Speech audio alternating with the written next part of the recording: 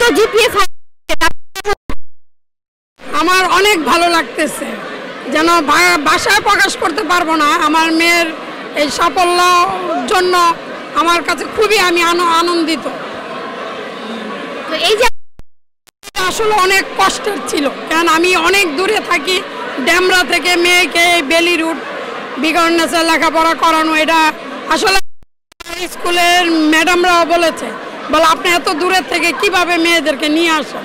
আমি কি আপু আছে, আমার একটা ছোটোখাটো গাড়ি আছে, ওইটা দিয়ে একটু কষ্ট করে নিয়ে আসি। এমনি এর জন্য আমার অনেক রাস্তা জ্যাম জট অনেক কিছুই আমার করতে হয়েছে।